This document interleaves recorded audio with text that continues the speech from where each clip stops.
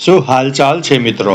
આજે તારીખ 19 ઓગસ્ટ 2026 દેશ અને દુનિયાના 25 મહત્વના સમાચારો ઉપર એક નજર.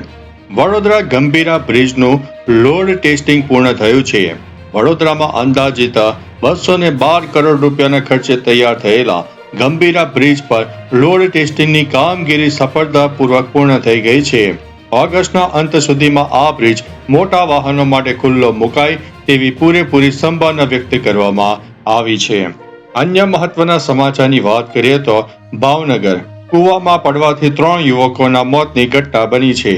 ભાવનગર પંથકમાં જુગારની રેડ કરવા આવેલા પોલીસ બંદોબસ્તથી બચવા ભાગી રહેલા યુવકો પૈકી કૂવામાં પડી જવાથી 3 યુવકોના મોત થયા હોવાનો બનાવ ચર્ચામાં આવ્યો છે, જે અંગે પોલીસ દ્વારા તપાસ હાથ ધરવામાં આવી છે. અન્ય મહત્વના સમાચારની વાત કરીએ તો મહીસાગર ગિલેન બારે સિન્ડ્રોમ રોગના કેસો અત્યારે વધી રહ્યા છે. મહીસાગર જિલ્લામાં જીબીએસ રોગના વધુ 2 નવા કેસ સામે આવતા કુલ આંકડો 7 ઉપર પહોંચી ગયો છે. આ બીમારીથી એક બાળકનું મોત થતા આરોગ્ય વિભાગ સંપૂર્ણપણે એલર્ટ મોડ ઉપર આવી ગયો છે. અન્ય મહત્વના સમાચારની વાત કરીએ તો અમદાવાદ એસઓજી દ્વારા હાઇબ્રિડ કેનાબિસ ઝડપાઈ. અમદાવાદ એસઓજી પોલીસે મોટી કાર્યવાહી કરીને 672 ગ્રામ હાઇબ્રિડ કેનાબિસ જપ્ત કરી છે. અંદાજિત 20.98 લાખ રૂપિયા રોકડ સાથે એક શખ્સની ધરપકડ કરવામાં આવી છે. અન્ય મહત્વના સમાચારની વાત કરીએ તો ભરૂચની પાવર ગ્રીડ લાઇન સામે ખેડૂતોનું ઉગ્ર આંદોલન. ભરૂચ જિલ્લાના હાંસોટ, અંકલેશ્વર, જંબુસર અને આમોદ પંથકના ખેડૂતોએ પાવર ગ્રીડ લાઇનના વિરોધમાં વિશાળ ટ્રેક્ટર રેલી કાઢીને વિરોધ પ્રદર્શન કર્યું હતું.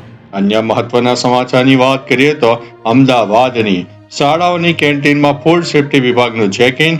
મ્યુનિસિપાલિટીના ફૂડ વિભાગ દ્વારા શાળામાં તપાસ હાથ ધરવામાં આવી છે, જેમાં સેન્ટ ઝેવિયર્સ શાળાની કેન્ટીનમાં ગંદકી અને અનિયમિતતા જણાતા તેને સીલ કરી દેવામાં આવી છે. અન્ય મહત્વના સમાચારની વાત કરીએ તો પાલીતાણાની શત્રુંજય પર્વત પર સિંહોની અવરજવર પર ખાસ નજર રાખવામાં આવી રહી છે. પાલીતાણાના પવિત્ર શૈત્રુંજય પર્વત પર યાત્રાળુઓની સુરક્ષા અને વન્ય જીવનની સંભાળ માટે ડ્રોન કેમેરા, વોચ ટાવર અને ટ્રેકિંગ દ્વારા સિંહોની હિલચાલ ઉપર સતત વોચ રાખવામાં આવી રહી છે. અન્ય મહત્વના સમાચારની વાત કરીએ તો અમરેલીની જાફરાબાદમાં સગીરા સાથે દુષ્કર્મ અને બળજબરીથી કરવામાં આવી હતી. અમરેલીના જાફરાબાદ વિસ્તારમાં સગીરા પર દુષ્કર્મ આચરવાના કેસમાં પોલીસે ગણતરીના કલાકોમાં જ નરાધમ આરોપીને દબોચી લીધો છે. આગળ વધ્યાને વાત કરીએ તો સુરેન્દ્રનગરની 1856ની ઐતિહાસિક વઢવાણ સહકારી શાળાને તાળા. વઢવાણની 169 વર્ષ જૂની ઐતિહાસિક સરકારી શાળાને તાળા લાગી જતા સ્થાનિક રહીશો અને પૂર્વ વિદ્યાર્થીઓમાં ભારે રોષ જોવા મળ્યો છે. આગળ વધ્યાને વાત કરીએ તો અમદાવાદની હાઈકોર્ટની ટ્રાફિક અને દબાણ મુદ્દે કડક ટકોર. અમદાવાદ શહેરમાં વધતા જતા ટ્રાફિક અને ગેરકાયદેસર દબાણો બાબતે ગુજરાત હાઈકોર્ટે મ્યુનિસિપલ તંત્રને કડક નિર્દેશો આપીને તાત્કાલિક અસરકારક અમલવારી કરવા માટે ટકોર કરી છે. આગળ વધ્યાને વાત કરીએ તો અમદાવાદની હાઈકોર્ટની ટ્રાફિક અને દબાણ મુદ્દે કડક ટકોર. અમદાવાદ શહેરમાં વધતા જતા ટ્રાફિક અને ગેરકાયદેસર દબાણો બાબતે ગુજરાત હાઈકોર્ટે મ્યુનિસિપલ તંત્રને કડક નિર્દેશો આપવાની તાત્કાલિક અસરકારક અમલવારી કરવા માટે ટકોર કરી છે. આગળ વધ્યાને વાત કરીએ તો સુરતની વારંવાર એક જ તેલમાં તળવામાં આવતી ખાદ્ય સામગ્રી સામે દંડ. સુરતમાં ગ્રાહકોના સ્વાસ્થ્ય સાથે ચેડા કરતા વેપારીઓ સામે આરોગ્ય વિભાગે લાલ આંખ કરી છે. ટીપીસીનું પ્રમાણ નિયત મર્યાદા કરતાં વધુ મળતા ખાણીપીણીના વેપારીઓ સામે કાર્યવાહી કરવામાં આવી છે. આગળ વધ્યાને વાત કરીએ તો જૂનાગઢની નોકરીની લાલચ આપીને છેતરપિંડી આચરનાર પિતા પુત્ર ઝડપાયા છે. જૂનાગઢમાં લોકોને સરકારી કે અન્ય નોકરી અપાવવાની લાલચ આપીને લાખો રૂપિયાની ઠગાઈ કરનાર પિતા પુત્રને પોલીસે કોરા ચેક, નકલી સ્ટેમ્પ અને દૂધ ડેરીના સાહિત્ય સાથે ઝડપી પાડ્યા છે.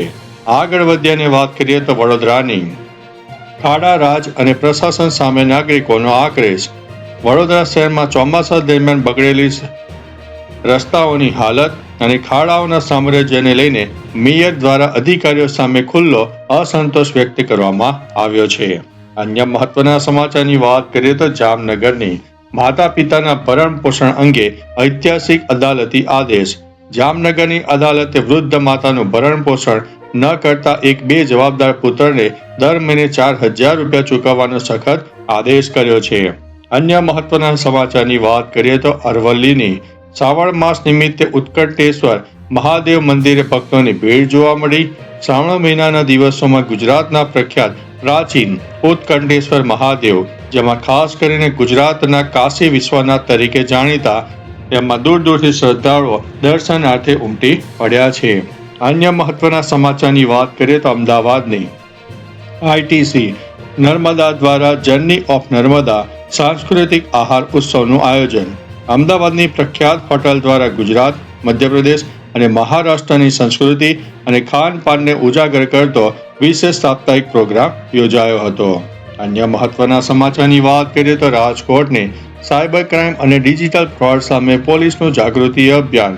સોશિયલ મીડિયા અને ઓનલાઈન ટ્રાન્ઝેક્શનમાં વધતા જતા ફ્રોડને અટકાવવા માટે સાયબર ક્રાઇમ બ્રાન્ચ દ્વારા ખાસ હેલ્પલાઇન અને જાગૃતિ અભિયાન વેગવંતુ બનાવવામાં આવ્યું છે. અન્ય મહત્વના સમાચારની વાત કરીએ તો પંચમહાલની મોરવા હડપ પંથકમાં ભારે વરસાદી ઝાપટા જોવા મળ્યા. પંચમહાલ જિલ્લાના ગ્રામ્ય વિસ્તારોમાં અસહ્ય ઉકળાટ બાદ મેઘરાજાએ પુનઃ મહેર કરી હતી, જેનાથી ખેતી પાકને નવજીવન મળ્યું છે. અન્ય મહત્વના સમાચારની વાત કરીએ તો બનાસકાંઠાની સરહદી વિસ્તારમાં એજન્સીઓ દ્વારા સુરક્ષા વ્યવસ્થા સઘન કરવામાં આવી. બનાસકાંઠાના સરહદી અને સંવેદનશીલ વિસ્તારોમાં તંત્ર તથા સુરક્ષા એજન્સીઓ દ્વારા અસામાજિક તત્વો પર નજર રાખવા માટે સઘન ચેકિંગ હાથ ધરવામાં આવ્યું છે. અન્ય મહત્વના સમાચારની વાત કરીએ તો નવસારીની અંબિકા નદીના જળસ્તર પર તંત્રની નજર. દક્ષિણ ગુજરાતમાં પડી રહેલા છૂટાછવાયા વરસાદના પગલે નવસારીની અંબિકા અને પૂર્ણા નદીના જળસ્તર પર સિંચાઈ વિભાગ દ્વારા સતત મોનિટરિંગ રાખવામાં આવી રહ્યું છે. આગળ વધીએ અને વાત કરીએ તો ગાંધીનગરની રાજ્યભરમાં આગામી દિવસોમાં વરસાદી મિજાજ યથાવત રહેશે. હવામાન વિભાગની આગાહી મુજબ આગામી 23 ઓગસ્ટ સુધી ગુજરાતના જુદા જુદા 6 વિસ્તારોમાં વરસાદનું યલો એલર્ટ આપવામાં આવ્યું છે. આગળ વધીએ અને વાત કરીએ તો કચ્છની નલિયા અને આસપાસના વિસ્તારમાં પવનની ગતિ વધી. કચ્છ પંથકમાં દરિયાકાંઠાના વિસ્તારોમાં તેજ પવન ફૂંકાવાને કારણે માછીમારોને દરિયો ન ખેડવા માટેની વહીવટી તંત્ર દ્વારા સૂચના આપવામાં આવી છે. અન્ય મહત્વના સમાચારની વાત કરીએ તો ખેડાની નડિયાદ અને આસપાસના માર્ગો પર વાહન વ્યવહાર ધમધમતો રહ્યો. ખેડા જિલ્લાના મુખ્ય મથક નડિયાદ તથા આસપાસના ગ્રામ્ય માર્ગો પર તહેવારોની મોસમને લઈને બજારોમાં ખરીદી માટે ભારે ભીડ જોવા મળી છે. તો ચાલો મિત્રો, ફરીથી દેશ અને દુનિયાના સુપરફાસ્ટ સમાચાર લઈને મળતા રહીશું. ત્યાં સુધી અમને રજા આપશો. નમસ્તે.